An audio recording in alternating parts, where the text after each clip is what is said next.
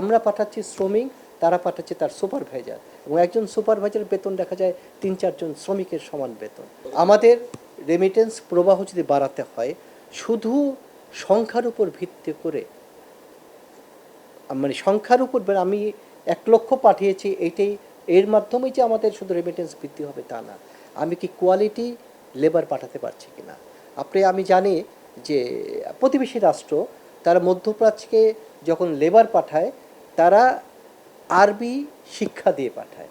আরবি এমন না যে তারা আরবি সাহিত্য চর্চা করতে যাচ্ছে, দৈনন্দিন কর্মকাণ্ডের জন্য যে আরবি শিক্ষা দরকার সেটা তারা শিখে যাচ্ছে। যার ফলে আমরা পাঠাচ্ছি শ্রমিক, তারা পাঠাচ্ছে তার সুপারভাইজার, এবং একজন সুপারভাইজারের বেতন দেখা যায় 3-4 জন শ্রমিকের সমান বেতন। তার মানে একজনের মাধ্যমে 4 জনের রেমিটেন্স আহরণ করা সম্ভব হয়। আমাদেরকে টার্গেট করতে হবে একেবারে মানে নন স্কিল না পাঠিয়ে অন্তত সেমি স্কিল। বিশ্বের বিভিন্ন, বিশেষ করে পশ্চিমা দেশে প্লাম্বারের অনেক চাহিদা আছে, এবং সেখানে চাহিদা শুধু না, সেখানে আপনার রিমুনারেশন অনেক পাওয়া যায়।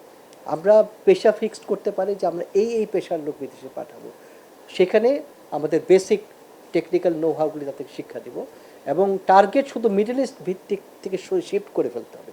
অবশ্যই মিডল ইস্ট থাকবে, আরও ডাইভার্সিফাইড। আমাদের সাউথ আমেরিকার অনেক পার্ট আছে, ল্যাটিন আমেরিকার, যেখানে আমরা কখনোই এক্সপ্লোর করি নাই। ব্যক্তি পর্যায়ে যারা গিয়েছে, কিন্তু রাষ্ট্রীয় পর্যায়ে G2G কোনো পদক্ষেপ গ্রহণ করা হয়নি।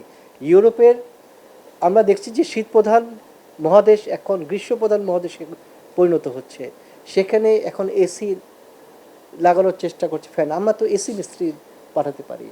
জাপানে 80-র উপরে জনগোষ্ঠী অনেক বেশি, তারা চলে যায় ওল্ড হোমে। ওল্ড হোমে সার্ভ করার মতো মানে আমরা মানুষ তৈরি করতে পারি কিনা, জাপানি ল্যাঙ্গুয়েজ থাকবে, এবং কীভাবে বৃদ্ধদেরকে নার্সিং দেওয়া যায় এরকম মানে ওমেন লেবার ফোর্স যদি আমরা তৈরি করে পাঠাতে পারি। অতএব আমরা এক্সপ্লোর করব নতুন নতুন ডেস্টিনেশন, আমরা নতুন নতুন পেশা করব, এবং সেই পেশার ব্যাপারে বেসিক আমরা ট্রেনিং দিব, এবং বেসিক ল্যাঙ্গুয়েজটা শিখে যদি পাঠাতে পারি, আমরা যদি অধিক সংখ্যায় না পাঠিয়েও আমরা রেমিটেন্স প্রবাহ দ্বিগুণ তিনগুণ করে ফেলতে পারবো। এবং এটার ক্ষেত্রে শুধু কেন্দ্রীয় ব্যাংক না, সরকারের অন্যান্য মন্ত্রণালয় সবাই মিলে একসাথে কাজ করতে হবে। হোলিস্টিক অ্যাপ্রোচ ছাড়া আমরা যে $50 বিলিয়ন বা এটাকে $100 বিলিয়ন নিয়ে যাব অল্প সময়ের মধ্যে, এটা শুধু স্বপ্নই থেকে যাবে।